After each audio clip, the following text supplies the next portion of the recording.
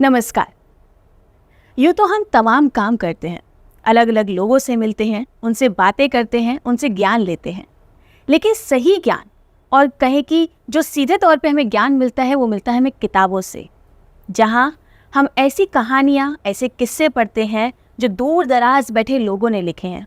कुछ अपने एक्सपीरियंसेस लिखते हैं, कुछ कहानियों का रूप देते हैं सीख को। आज मैं आपको लेकर चलूँगी एक ऐसे सफ़र पर जहाँ हम पढ़ेंगे ऐसी तमाम किताबें जो अश्वत्था ट्री के बैनर तले बनी हैं। क्या है ये अश्वत्था ट्री और ये किताबें क्या है? हम इन तमाम सवालों को आपके साथ साझा करेंगे और इस पूरी सीरीज में हमारे साथ होंगी तुलिका सिंह। जी हाँ, जिन्होंने अश्वत्था ट्री नामक बैनर तले हमारे साथ इन सभी ज्ञान को साझा किया है, अपनी तमाम किताबें लिखी हैं। आइए बिना देरी किए शुरू करते हैं अश्वत्था ट्री सीरीज। मैम, स्वागत है आपका हमारे इस कार्यक्रम में। आपसे मैं एक राइटर के तौर पे बात करूं, उससे पहले मैं जानना चाहूँगी कि तुलिका सिंह है कौन? आप कौन हैं अपने निजी जीवन में? बहुत ही कम ऐसे मौके आते हैं जहाँ पे आप खुद के बारे में इस तरह से बात करते हैं, तो it is quite like the central light is on me. But बहुत ही एवरेज इंसान हूँ, बहुत ही नॉर्मल इंसान हूँ मैं। और अगर रोज़मर्रा की चीज़ें देखें तो मुझे आध्यात्म में मेरी काफ़ी मेरा रुझान है। तो बहुत सारा समय मेरा पढ़ने में और आध्यात्मिक जो चीज़ें होती हैं वो सब सारे करने में। फिर बच्चों के लिए किताबें लिखती हूँ। घर में मेरे अपने खुद के 2 बच्चे हैं, एक 11 साल का बच्चा है, एक लड़का है और एक 13 साल का। तो उनके साथ इंटरेक्ट करना, उनके साथ खेलना, उनको पढ़ाना लिखाना, उनका ख्याल रखना और जनरली मतलब मेरा पूरा समय इन सारी चीज़ों में चला जाता है। और एज अ पर्सन आप देखिएगा तो मैं बचपन में अगर बचपन से लेके कॉलेज तक की बात की जाए तो मैं बहुत एक्सट्रोवर्ट हुआ करती थी। बहुत ज़्यादा ड्रामा, नाटक, नौटंकी, सस्पेंड होना, बदमाशियाँ करना, पनिश होना, ये सारी चीज़ें मतलब मेरे खाते में थी। अगर कोई ये कहे कि मतलब और सर फुड़वाना, मतलब सारी चीज़ें मैंने बदमाशियाँ की हैं। बट जैसे जैसे उम्र बढ़ी, जीवन में एक्सपीरियंसेस, अनुभव ऐसे आते हैं और करते करते धीरे धीरे अब मैं फील करती हूँ कि मैं काफ़ी शांत हो गई हूँ और मैं अकेले समय बिताना पसंद करती हूँ, अकेले वॉक्स पे जाना पसंद करती हूँ। तो या कुछ ऐसे चुनिंदा 1-2 ऐसे मित्र दोस्त ऐसे हैं जिनके साथ मैं समय व्यतीत करना मुझे पसंद है। बट जनरली मुझे शांति, मौन पसंद है जी। तो तुलिका सिंह जी, मैं अगर थोड़ा सा करियर और प्रोफेशन पर जाऊं तो आपके पास काफ़ी सारी प्रोफेशनल डिग्रीज़ हैं और आपको इंटरनेशनल लेवल पर भी अपने जॉब का एक्सपीरियंस रह चुका है। इतना बड़ा, इतना खास एक्सपीरियंस लेने के बाद आपका रुख किताबों की तरफ, और वो भी बच्चों से रिलेटेड, यूथ से रिलेटेड, इन किताबों को लिखने का कैसे रहा आपका एक्सपीरियंस? जी, मेरा बचपन मेनली जो है वो मेरे फादर जो थे वो कोल इंडिया में थे। तो कोयला खदानों और ये सारे एरियाज़ में हम रहे। तो बचपन तो मेरा धनबाद में बीता। फिर ग्रेजुएशन मैंने मिरांडा हाउस दिल्ली यूनिवर्सिटी से किया। उसके बाद इंदौर देवी अहिल्या से मैंने MBA किया। उसके बाद शादी हुई और अराउंड 15-16 साल हम देश से बाहर ही रहे। लंदन, टोक्यो, थोड़े समय एम्स्टर्डम में थे और सिंगापुर में रहे। और तो एक तरीके से मतलब मैंने बहुत सारे कल्चर्स को देखा है, बहुत नज़दीक से देखा है। और शादी के बाद जब हम बाहर चले गए तो नेचुरली जब आप किसी चीज़ से दूर होते हो तो वो चीज़ें और आपको खींचती हैं, स्पेशली जो कल्चर है, भारतीत्व है, जो अपना देश है। तो ऐसे तो बचपन से मुझे ये सारी चीज़ें, जैसा मैंने आपको बताया कि नाटक, नौटंकी, स्ट्रीट प्लेज, ये सब मुझे बहुत पसंद था। जैसे मैं स्कूल में अगर कोई टीचर्स डे में कोई परफॉर्मेंस करती थी, फिर घर पे आके छत पे करती थी और कॉलोनी के सारे बच्चों से करवाती थी। और मेरे पापा मेरे चीफ गेस्ट बनते थे, वो सामने बैठते थे। अगर बारिश भी हो रही होती तो एक बच्चा उनके ऊपर छतरी लेके खड़ा रहता था और सारे लोग हम नृत्य करेंगे, गायन करेंगे। तो ये सारी चीज़ें पसंद थी मुझे शुरू से ही। बट ये चीज़ें जैसे जैसे आप बड़े होते जाते हो एक स्ट्रक्चर लेना शुरू करती हैं।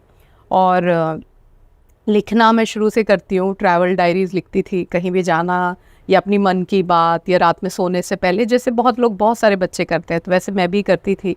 तो मेरी डायरियाँ मोटी मोटी बड़ी बड़ी पोइट्रीज ये सारी चीज़ें करती थी। लेकिन जब बड़े हुए, फिर अपने बच्चे हुए, फिर हम देश से बाहर थे, तो मैं ऐसी पुस्तकें ढूंढती थी जिससे हम अपने देश के बारे में, जो महान व्यक्तित्व रहे हमारे देश के, अपने बच्चों को इन कल्चर से, ऐसे पर्सनालिटीज़ को इंट्रोड्यूस कर सके। तो उस दौरान मुझे किताबें ऐसी कोई मिलती ही नहीं थी, ऑनलाइन भी नहीं मिलती थी, और अगर फिज़िकल बुक स्टोर्स में जाइए तो वैसी किताबें बहुत कम मिलती हैं आपको, और बहुत ही जैसे कुछ चुनिंदा टॉपिक्स है जिस पे मिल जाएंगी। अमर चित्र कथा अनंत पाई जी ने बहुत सुंदर काम किया है, बट उस समय मेरे बच्चे थोड़े छोटे थे, तो वो कॉमिक्स भी उस समय मैं इस्तेमाल नहीं कर पाती थी। तो वह उस समय मुझे ऐसी रियलाइजेशन हुई कि हमारे पास उस वर्ग के, उस एज ग्रुप के बच्चों के लिए ऐसी कोई भी रीडिंग मटेरियल नहीं है जो बच्चों को हम बचपन से देश के बारे में या अपने इंडियन कल्चर्स के बारे में, फेस्टिवल्स के बारे में कुछ बता सके। तो उससे मुझे थोड़ा सा ये लगा कि मैं ही क्यों ना लिखना शुरू करूं। और मैं कभी अपने आप को नहीं सोचती थी कि मैं बहुत अच्छा लिखती हूँ इसलिए चलो मैं लिखती हूँ। मैं हमेशा ये सोचती थी कि ज़रूरत है, कोई नहीं लिख रहा है, चलो जैसा भी लिखूंगी कम से कम कोई तो लिखेगा इसके बारे में। और वैसे ही शुरुआत हुई थी। और तो पहले मैंने एक साथ अराउंड पहली किताब मैंने एक कीकी जो है डिस्कवरी ऑफ फायर के बारे में लिखी, फिर कलयुग के बारे में लिखी, फिर एक फोक स्टोरीज लिखी बज्जू के बारे में। तो ये ऐसे लिखती गई, और फिर जैसे और फिर स्टोरी टेलिंग सेशंस होते थे, वहाँ पे बच्चे जो हैं उनको ऐसी लोक कथाएँ और हमारे त्योहारों के बारे में बताने वाले ज़्यादा लोग थे भी नहीं। तो बड़ा क्या कहते हैं इसको, बड़ा फेमस था वो, मतलब स्टोरी टेलिंग सेशंस जो है, काफ़ी लोग आते थे, बड़ा एक डिमांड थी उस चीज़ की। और वो डिमांड को देखते हुए मैंने सोचा कि मैं इसको बंद नहीं करूँगी, इसको करना ज़रूरी है। और उस दौरान मेरा एक अपना बिज़नेस था सिंगापुर में, एक चाइल्ड डेवलपमेंट सेंटर, एक एनरिचमेंट सेंटर था, और वहाँ पे मतलब फुल फ्लेजेड एक रिटेल स्ट्रक्चर था जहाँ पे काफ़ी लोग 16-17 लोग काम करते थे। वहाँ पे हम बच्चों को तरह तरह की चीज़ें सिखाते थे, प्लस खेलने की जगह थी। मम्मी पापा लोग आएंगे और अगर उन्हें मूवी जानी है तो अपने बच्चों को ड्रॉप करते थे और वो चले जाते थे। फिर हमारे साथ, उन बच्चों के साथ हम अच्छे से काम करते थे, उन्हें कुछ सिखाते थे, क्राफ्ट, आर्ट, कुछ एनरिचमेंट एक्टिविटीज़ कराते थे। तो इस तरीके से ये करते करते साथ में मैंने अपनी किताबों पर भी काम करना शुरू कर दिया था। फिर धीरे धीरे कुछ डिज़ाइनर्स मिले, फिर पब्लिशर्स मिले, तो ऐसे करके अश्वत्था ट्री की जर्नी शुरू हुई। यानी कि अगर आपकी बातों को मैं जितना समझ पाई हूँ वो ये कि आपका फोकस रहा बच्चों पर, क्योंकि बच्चों को शुरू से ही एक खास ज्ञान, खास संस्कार देने का रिवाज रहा है भारतीय संस्कृति में, और आपने उसको कंटिन्यू भी रखा। लेकिन जो आपकी किताबें हैं वो अलग अलग तरह से है। कुछ लोग कहते हैं कि संस्कार के तौर पे आप रामायण पढ़ लीजिए, मर्यादा पुरुषोत्तम राम की कहानी से बच्चे इंस्पायर हो जाएंगे, लेकिन नहीं, आपने रामायण और इन सभी कहानियों में से कोई एक किरदार निकाला है, उसके बाद उसको समझाने की कोशिश करी है। आपने किसी तरह का कोई खास स्पेसिफिक ज्ञान नहीं दिया है, सिर्फ उस कहानी को साझा किया है, और कहने का जो लहजा है, जो बताने का एक तरीका है, वो आपने बहुत कॉमन रखा है। क्या इसके पीछे भी कोई खास आपकी वजह रही है? जी, अब जब मैं कोई भी बुक को डिज़ाइन करती हूँ तो मैं ये सोचती हूँ कि मेरा बच्चा उसको सुन के क्या सीख पाएगा। और जैसे रामायण, रामचरितमानस या महाभारत या भागवत पुराण, ये सब अपने आप में बहुत ही बड़े प्रकांड ग्रंथ हैं, जिनको हम बहुत भी निचोड़ेंगे तो कितना निचोड़ सकते हैं, बहुत उसका सारांश भी करेंगे तो भी बहुत वो मोटी मोटी किताबें ही बनेंगी। तो मेरी कोशिश ये है, अभी तो मैं एक छोटा सा प्रयास है मेरा कि छोटी छोटी कहानियों को निकाल कर एक कलरफुल वे में, एक सिंपल तरीके से जो ज्ञान हम बच्चों को दे रहे हैं, वो बड़े बड़े जो एडल्ट्स हैं उनको भी समझ में नहीं आता है। तो ये ज्ञान जो है वो बच्चों को समझ आ जाएगा, क्योंकि उनका मन जो है वो अभी भी भोला है। मेरी एक ही सोच है कि let's keep the book simple, keep it colourful and keep it interesting. तो सुंदर चित्रों के साथ सिंपल तरीके में हम बहुत ही कॉम्प्लेक्स चीज़ें बच्चों को बता रहे हैं जो हमारे धर्म ग्रंथों में है। इल्यूस्ट्रेशन की बात करूँ तो आपकी किताब में इतने बेहतरीन तरीके से हर सीन को, हर चित्र को इतना अच्छा इल्यूस्ट्रेशन दिया गया है, और ये पूरी क्रिएटिविटी अपने आप में आपकी मेहनत को दिखाती है। तो क्या कंसेप्ट था कि इतने इलस्ट्रेशन देने हैं? वही जैसे बच्चे क्या बड़े भी, हम सारी चीज़ें तो इमेजेस देख के ही सीखते हैं। तो जो हमारा जो देखने की शक्ति है वो एक एक्सप्रेशन जो है वो बहुत ही इम्पॉर्टेंट है। तो मेरी ये कोशिश थी कि पिक्चर्स रहे किताबों में। बहुत सारी किताबें होती है जिसमें कोई फ़ोटो नहीं होती है और बच्चे पढ़ जाते हैं उसको, बड़े बच्चे। लेकिन जिस एज ग्रुप के बारे में मैं सोच रही थी कि उस समय ऐसी किताबें नहीं हैं मार्केट में, तो उन किताबों के लिए मुझे डिज़ाइंस, पिक्चर्स, इलस्ट्रेशंस की बहुत ज़रूरत थी। तो मैं एक स्टोरी बोर्डिंग करती हूँ, पूरी कहानी की एक स्टोरी बोर्डिंग कर देती हूँ। और मैं खुद इलस्ट्रेट नहीं करती हूँ, सो मैं कोई आर्टिस्ट नहीं हूँ। तो मैं एक स्टोरी बोर्डिंग कर देती हूँ जो डिज़ाइनर है उसके लिए, कि भाई मुझे कौन से पैराग्राफ के लिए कैसी फ़ोटो चाहिए, और फिर अकॉर्डिंगली हम उसको डिज़ाइन करते हैं। तो आपने अपनी किताबों के लिए बच्चों का कोई एज ग्रुप भी आपने डिसाइड किया है कि इस खास पर्टिकुलर एज ग्रुप के बच्चे ये किताबें पढ़ेंगे? आपने, मुझे लगता है कि 2 टाइप्स की किताबें बताई थी ना? हाँ, बड़ी मतलब एक बहुत ही जैसे फ़नी बात है, जैसे मेरा खुद का बेटा जो है वो कहता नहीं, अब मैं अब आपकी किताब नहीं पढ़ूंगा, बच्चों के लिए बुक है। मैं कहता तुम भी बच्चे हो। तो कुछ ऐसी चीज़ें हैं, जैसे एक दिमाग में एक प्रेजुडिस होता है कि फ़ोटो वाली किताब है तो छोटे बच्चों के लिए है, मैं इसको उठाऊंगा तो बहुत किडिश लगूंगा, तो मम्मा दिस इज़ वेरी किडिश। तो मैंने जब लिखना शुरू किया तो मैं ये सोच के नहीं लिखी थी कि ये कौन सी एज ग्रुप के लिए, क्योंकि कोई भी मम्मी जब बच्चा सोने जा रहा है तो वो अगर थोड़ी सी कॉम्प्लेक्स जो मतलब जो लेखनी है वो अगर कॉम्प्लेक्स भी है, तो माता जी या पिताजी दोनों सोते समय नाइट गुड नाइट बोलने से पहले वो कथा कहानी सुना सकते हैं बच्चों को। तो मैं ऐसा सोचती नहीं हूँ कि 4 साल के बच्चों को ये कथा नहीं सुनाई जा सकती। तो कहानी अपने आप में बहुत पावरफुल है। और लेकिन आप बोल सकते हैं कि 4 से लेके 13-14 साल के बच्चे ये सारी पुस्तकें पढ़ सकते हैं। तो मैम, क्या आपने अपनी किताबों को कुछ कैटेगरी में भी रखा है कि, क्योंकि 4 से 13 साल के बच्चे, अगेन उसमें भी काफ़ी डिफरेंस देखने को मिलता है, कुछ बहुत ही बच्चे कहलाते हैं और कुछ थोड़े से बड़े होने की कगार पर होते हैं, तो कुछ कैटेगराइजेशन है आपकी किताब का? जी, अभी तो कोशिश है, मैंने 2 कैटेगरी में किताबों को बनाया है। एक SFI सीरीज़ है, एक SFS सीरीज़ है। SFI मतलब स्टोरीज फ्रॉम स्क्रिप्चर्स, और SFS जो है stories from scriptures, and SFI stories from India. तो इंडिया की कहानी जो अनसंग हीरो है, जैसे गामा पहलवान के बारे में हमने लिखा है, नेकचंद सैनी के बारे में लिखा है, उर्मिला जो है रामायण से बहुत ही फेमस वो है, हीरोइन है रामायण की, उनके बारे में लिखा है। लिज्जत पापड़ के बारे में लिखा है, चिपको मूवमेंट की जो लेडीज़ हैं उनके बारे में लिखा। तो ऐसे बहुत सारी कहानियाँ जो है हम स्टोरीज़ फ्रॉम इंडिया सीरीज़ में लेते हैं। और स्टोरीज़ फ्रॉम स्क्रिप्चर्स मतलब जो हमारे ग्रंथों की कथाएँ हैं, जो उपनिषद, रामायण, महाभारत से मार्कंडे मुनि की कहानी है, कठोपनिषद से नचिकेता की कहानी है। तो इस तरीके से कोशिश की गई है कि ग्रंथों से भी कहानी लें, प्लस जो चीज़ें जो हमारे भारत देश के ऐसे हीरो हैं जिनके बारे में बहुत ज़्यादा हम सुने नहीं हैं और हमने पढ़ा नहीं है, वैसे हीरोज़, अनसंग हीरोज़ को लेकर आना और ऐसी कहानियों को बच्चों तक पहुंचाना।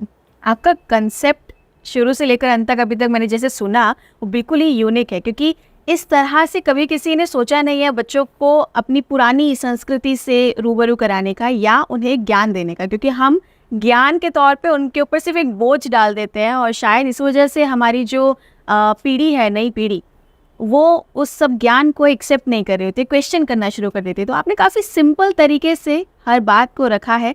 और एक और जो चीज़ है आपकी इस पूरी जर्नी में, वो है अश्वत्था ट्री नाम।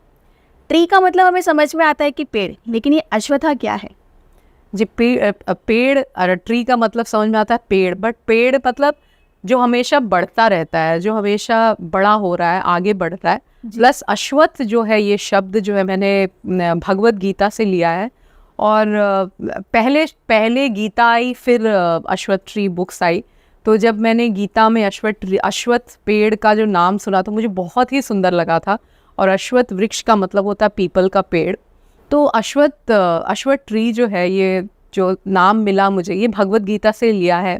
और गीता में भगवान श्री कृष्ण कहते हैं कि ये संसार जो है वो एक वृक्ष है, बट उल्टा वृक्ष है। तो बड़ा स्ट्रेंज सा कि उल्टा वृक्ष क्यों कहा है भगवान ने। तो उन्होंने कहा कि इसकी जड़ जो है वो ऊपर ऊपर ऊपर चली जाती है और इसकी शाखाएं नीचे हैं। तो जड़ जो ऊपर है मतलब मेरे पिता, उनके पिता, उनके पिता, जो परम पिता है, जो सबके पिता है, जो पूरे सारे मानव जाति के हर क्रीचर सबके पिता है, वो भगवान है, वो ईश्वर है। तो रूट्स हमारे ऊपर, हम सबके परम पिता वो है, और जो उसकी ब्रांचेस है वो संसार है, जहाँ पे हम खेल रहे हैं, अपने कर्म कर रहे हैं, नौकरी कर रहे हैं, फैमिली है, सोसाइटी है। तो मैंने ये कहा कि ये जो अश्वत्थ ट्री बुक्स जो कंपनी है, इसका जो रूट है, इसका जो मूल है, जिसके कारण इतनी सारी कहानियाँ, कथाएं हैं, वो ईश्वर है। और ये सारी जो ब्रांचेस हैं वो the world of books Ashvattha tree is bringing to you. तो कहानियों का संसार है, बट उसका मूल जो है वो ईश्वरी शक्ति है। Wow concept. लाइक कोई इतने बारीकी से किसी ने गीता नहीं अगर पढ़ी है तो शायद उसको ये समझ नहीं आएगा कि अश्वत्थ का मतलब क्या है। और आपने हमें और हमारे दर्शकों को इस बात से आपने एक नया ज्ञान दिया है हमें समझाने के लिए। Thank you so much ma'am. मैं आपसे जानना चाहूँगी कि अभी तक आपकी कितनी किताबें हैं जो मार्केट में आ चुकी हैं? जी अराउंड 30 बुक्स अभी हैं, but I think by end of this year, like क्योंकि आई थिंक 10 बुक और पब्लिशिंग में है, by end of the year I am thinking around 50 books will be there. और आपकी किताब जो है वो कितनी लेंथी होती है, कितने पेजेस की बुक रहती है in and around? Around like 30 से लेके 60 पेजेस तक की किताब है। तो बहुत लंबी किताब नहीं है, ताकि बच्चा जो है एक साल में पढ़ जाए वो किताब, ये कोशिश रहती है। तो आपकी बुक हम खरीद पाए, ये कैसे संभव हो सकता है? जी अश्वत्थ ट्री बुक्स से जो हैं, जो मेजर सारी किताबें हैं वो हम अमेज़ॉन प्लेटफॉर्म पे है, फ्लिपकार्ट पे है, प्लस हमारा अपना एक वेबसाइट है www.ashwathatreebooks.com, उससे भी खरीद सकते हैं।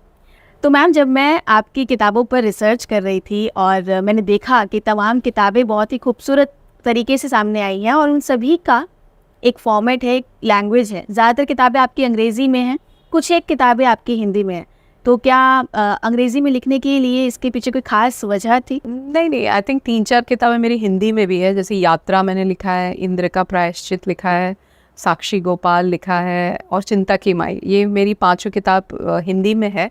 और कहानी जिस भी लैंग्वेज में मेरे सामने आती है मन में, क्योंकि जो भी लिखने वाला है, कहानी पहले आपके दिमाग में चलना शुरू हो जाती है। तो जो कहानी मेरे दिमाग में हिंदी में चलती है तो उसको मैं हिंदी में ही लिखती हूँ, और जो इंग्लिश में आती है मैं उसको इंग्लिश में लिखती हूँ। और इंग्लिश में लिखना इसलिए भी शुरू किया क्योंकि जैसा मैंने आपको बताया कि मैंने लिखना शुरू किया जब मैं बाहर रहती थी, सिंगापुर में थी उस समय। तो उस समय हिंदी का तो वो वहाँ के बच्चों के लिए मैंने शुरू किया था कि भाई बच्चे पढ़ेंगे, तो कोशिश ये थी कि भाई इंग्लिश में जो बोलचाल की भाषा, वहाँ पे सारे लोग इंग्लिश ही बोलते थे, जो इंडियंस हैं वहाँ पे मेनली, तो लिखना शुरू किया। लेकिन ऐसी कोई अलग से मेरा चॉइस नहीं है कि मैं इंग्लिश में ही लिखूंगी और हिंदी में नहीं लिखूंगी। मेरी ये कोशिश है कि मेरी जितनी भी इंग्लिश किताब है वो सारी हिंदी में और भी अन्य भाषाओं में, मैं अब ये कोशिश है और हम देख रहे हैं कि कैसे कर पाएंगे इसको, हम अन्य भाषाओं में भी इसको ट्रांसलेट करेंगे। तो मैम आपकी ज़्यादातर किताबें कल्चर, नेचर, इन सब पर बेस्ड हैं और आपने हमारी न्यू जनरेशन को ये हर एक तरीके की सीख देने की कोशिश की है। तो आप किस तरह का बदलाव बच्चों में देखना चाहते हैं? जी कोई भी बच्चा, जैसे कोई भी पर्सनालिटी जो बच्चा है, मैं चाहती हूँ कि हर बच्चे के अंदर देश प्रेम हो, सबसे इम्पोर्टेंट, कि वो अपने देश से प्यार करता हो। और दूसरी बात कि वो एक समाज को, इस देश में वो अपनी रिस्पॉन्सिबिलिटी को समझे, क्योंकि हम सब राइट्स के बारे में बात करते हैं, रिस्पॉन्सिबिलिटी के बारे में हम बात नहीं करते हैं। तो ये सारी किताबें आपको रिस्पॉन्सिबिलिटीज़ की तरफ मोड़ रही हैं, कि चिपको मूवमेंट, कि भाई आपकी रिस्पॉन्सिबिलिटी भी है, सिर्फ पेड़ हो और हम पेड़ के नीचे बैठे या हम ये फल खा सके, वो सब्जी खा सके, बट रिस्पॉन्सिबिलिटी आपकी ये भी है कि आप पेड़ लगाएं, ठीक है। तो बच्चों में ये जागरूकता लाना कि we are part of a system, we are not the system. तो एक अवेयरनेस जो आजकल खो गई है, उस बात को एक बच्चे के अंदर इम्बाइब करना, और we are part of this country. अभी आप देखिएगा बहुत जगह 26 जनवरी 15 अगस्त को छुट्टियां हो जाती हैं स्कूल में। अगर हम याद करें तो हमारे समय में हम स्कूल में उसको घिसते थे अपने जूतों को, मार्च पास्ट के लिए रेडी होते थे, लड्डू मिलते थे, हम कितने प्रसन्न होते थे। We used to look forward to such days, right. तो एक बच्चे में राष्ट्रवाद कैसे इम्बाइब करना है, वो किसी भी धर्म का बच्चा हो सकता है, किसी भी कैटेगरी के बच्चे हो सकते हैं, सरकारी स्कूल के हो सकते हैं, प्राइवेट स्कूल के हो सकते हैं, कॉन्वेंट स्कूल के हो सकते हैं, but we are part of this big country which is so rich in culture, tradition, we are diverse, we have so many different type of people. एक साथ कैसे रहना है, मिलजुल के कैसे रहना है, ये हमारा देश है। तो ये एक चीज़ जो जब मैं स्टोरीज़ फ्रॉम इंडिया लेकर आती हैं, जब मैंने बुल्ले शाह पे लिखा है, बुल्ले शाह की जब आप पोइट्रीज़ देखिएगा तो मतलब ऐसे ऐसे सूफ़ी संत जैसे लल्लेश्वरी माता हैं, कश्मीरी शैवाइट सेंट थी, उनके बारे में लिखा है। लिज्जत पापड़ की लेडीज़ के बारे में लिखा है। एक चिंता की माई के बारे में लिखा है कि जो हमारे घर पे काम करती थी। तो एक बच्चा किसी काम करने वाली जो लेडी हैं आपके घर में, उनसे कैसे आप इंस्पायर हो सकते हैं। तो एक अलग अलग एंगल, अलग अलग कलर्स लेकर आती हूँ मैं। कोशिश ये रहती है कि बच्चे के अंदर एक अवेयरनेस लेकर आना कि हर मनुष्य जो है, जो इस समाज में काम कर रहा है, एक रिक्शा वाला भी है या आपके बस ड्राइवर है या बस कंडक्टर है, तो वो आपके जीवन में एक रोल अदा कर रहे हैं और आप कोई लाट साहब नहीं हो कि आप घुसोगे और वो आपके लिए काम कर रहे हैं क्योंकि आपके मम्मी पापा हेफ्टी सम फीस दे रहे हैं। उस तरह से जीवन नहीं जीना है। आपको एक ग्रैटिट्यूड दिखाना है, आपको उनकी इज्जत करनी है, आप उनको थैंक यू बोलेंगे, आप उनको गुड नाइट, गुड बाय, जो भी है, एक तरीके से जो इज्जत देने वाली बात होती है, क्योंकि ये सारे लोग आपके साथ काम कर रहे हैं। आजकल हम देखेंगे कि बच्चों में एक वो हो गया है कि मतलब सब मेरे लिए है, मतलब सब मेरे लिए काम कर रहे हैं। तो ड्राइवर से कैसे बात करना है, नौकर चाकर से कैसे बात करना है, किसी होटल में किसी वेटर के साथ कैसे बात करना है, या अपने से बड़ों से कैसे बात करना है। तो जो छोटे छोटे आचरण होते हैं, पैर छूना या कम बोलना जब कोई बड़ा बात कर रहा है, तो जो चीज़ें जो खोती जा रही हैं। आजकल की स्मार्टनेस एक डिफरेंट टाइप की स्मार्टनेस हो गई है कि हम जितना बोल सकें हम उतने स्मार्ट हैं। और उर्मिला की कहानी आप सुनिएगा और पढ़िएगा तो आप देखिएगा उर्मिला ने कुछ नहीं बोला, उन्होंने असीम त्याग किया रामायण में। उनकी कहानी कोई भी नहीं जानता, लेकिन उन्होंने ये त्याग भोपू लेकर नहीं त्यागा कि भाई देखो मैं कितनी महान हूँ, मैं त्याग कर रही हूँ। उन्होंने बिहाइंड द कर्टन त्याग किया, लेकिन उनके त्याग के बिना लक्ष्मण जी कैसे जा सकते थे, या राम जी की वो जर्नी सीता माता को वापस लेके आने की पॉसिबल नहीं थी।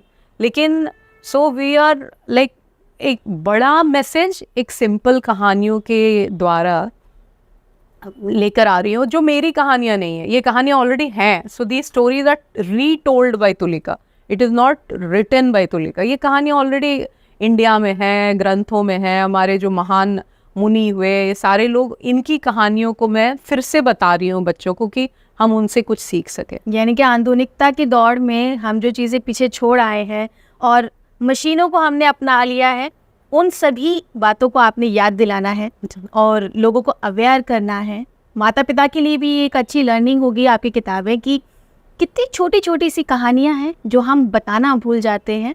हम चांद पे जाना तो याद दिला रहे हैं, लेकिन चांद क्या है, वहाँ तक जाने का जो प्रोसेस है, हमारा कब इतिहास था जिसने ये पूरा पथ तैयार किया। ये जो किताब लिखने का सिलसिला है, मैं अगर आज आधुनिक तौर पर देखूं तो लोग महंगी किताबें लिख रहे हैं और वो लोगों तक जब तक पहुंचती है तब तक बहुत देर हो जाती है। पर आपने क्वालिटी को कॉम्प्रोमाइज़ नहीं किया, आपने अच्छी किताबें बनाई हैं, लेकिन वो सस्ते दामों पर आप बेच रहे हैं। तो ये नफ़ा नुकसान के बीच आप खुद को कैसे पाते हैं? बहुत ज़रूरी है, क्योंकि कोई भी किताब जब किसी बच्चे के, आजकल तो आप वैसे भी देखिएगा बच्चे किताबें कम पढ़ रहे हैं, फिज़िकल बुक्स सारे लोग डिजिटली यूट्यूब और ये सारी चीज़ें किंडल पे पढ़ना चाहते हैं।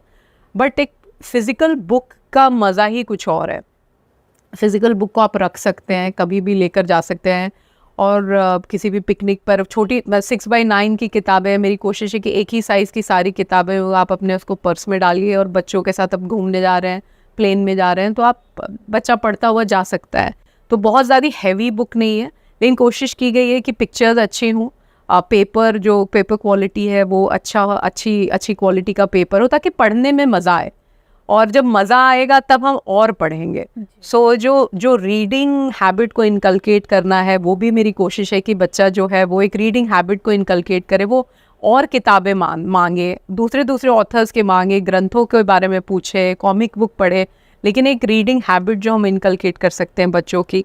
दूसरी एक बहुत इंपॉर्टेंट बुक होती है, बहुत इंपॉर्टेंट चीज़ होती है इमेजिनेशन। जब आप एक फिजिकल बुक पढ़ते हैं और आप जैसे आपने पढ़ा कि भाई नचिकेता जो है वो यमलोक पहुंचा, तो आप अलग तरीके से सोचेंगी उस बात को, मैं एक अलग तरीके से सोचूंगी। लेकिन अगर उसको यूट्यूब पे दिखा दिया गया तो वो एक तरीके से ही देख रहा है, तो आपने सेट कर दिया, सेट चीज़ है। तो जब आप फिजिकल बुक पढ़ती है तो आपका दिमाग अभी भी इमेजिनेशन के लिए खुला हुआ है जी। तो बुक्स जो है हम सब जानते हैं कि हमारे सबसे अच्छे मित्र हैं। आप कहीं घूमने नहीं जा सकते तो बुक के साथ आप घूम के आ सकते हो जी। तो ये सारी चीज़ें जो है, तो कोशिश है अश्वत्था ट्री बुक्स की हम क्वालिटी बुक्स लेकर आएँ, और बहुत महंगी होंगी तो मम्मी पापा खरीदेंगे नहीं। तो कोशिश ऐसी है कि बुक्स जो है वो अफोर्डेबल हो, पोर्टेबल हो, आप लेकर उसको कहीं भी जा सकते हैं। और आगे मेरी और भी कोशिश है कि हम किताबों के साथ कुछ ऐसे चीज़ें जो आर्ट और क्राफ्ट की चीज़ें होती हैं जो बच्चे पढ़ें और फिर उसके लिए कुछ करें उन चीज़ों को पढ़ने के बाद। तो ऐसी कुछ इंटरेस्टिंग चीज़ें हम सोच रहे हैं, तो देखते हैं आगे फ्यूचर में क्या क्या कर पाते तो ये लिखने का सिलसिला आपने कब तक जारी रखने का प्लान किया है? हैं। ऐसा कुछ सोचा नहीं है, और मुझे लिखने में बहुत मज़ा आता है अभी भी। मतलब जैसे एक साथ मैं 5-6 किताबों पे काम कर रही होती हूँ, तो दिमाग तो चलता रहता है, बट फिर जैसे हफ्ते 10 दिन 15 दिन तक कोई किताब चलती रहती है दिमाग में, और फिर आप बैठते हो 2-3 दिन लगती है, फिर आप स्क्रिप्ट पूरी कर लेते हो। तो अगर ईश्वर की कृपा रही तो जब तक है तब तक लिखते रहना चाहती हूँ मैं। तो मैम हम भी चाहते हैं कि आप यूं ही लिखते रहिए, ताकि आपका जो ज्ञान है, जो आपकी समझ है, जो आप सही मायनों में समाज को देना चाहते हैं, वो हम तक पहुंचता रहे। और हम भी ये कोशिश करेंगे कि आपकी किताबों को पढ़े, उस ज्ञान को अपने से छोटों से और जितने लोगों से हम संभव हो सकता है उनके साथ बांटें। आपने हमारे साथ एक खास मुलाकात की, इसके लिए आपका बहुत बहुत धन्यवाद। Thank you Deepika. तो दर्शकों, अगर आप भी कुछ नया सीखना चाहते हैं, कुछ नया पढ़ना चाहते हैं, तो क्यों ना आप अश्वत्था ट्री की बुक्स को पढ़ें। और इस पूरे कॉन्सेप्ट में आपको काफ़ी चीज़ें हैं जो नई मिलेंगी। हो सकता है वो पुरानी कहानियां हैं, आपने कभी सुनी होगी, लेकिन हमारे जहन से वो सभी बातें निकल चुकी हैं। इसीलिए तो हम अपनी नई जनरेशन को ये सब पास नहीं कर पाए। और अगर आप ये सारी किताबें खरीदना भी चाहते हैं तो ashwathatreebooks.com पर आप जा सकते हैं। इन सारी किताबों का आपको वहाँ पे एक स्टॉक मिलेगा। अपनी किताबें लीजिए और पढ़िए। हम मिलेंगे अगले एपिसोड में हर एक किताब पे बातचीत करने के लिए। आपको बताएंगे कि नई किताबों में क्या है खास और कितनी जानकारी उसमें छुपी हुई है। तो बने रहिए क्लिक इंडिया के साथ। नमस्कार।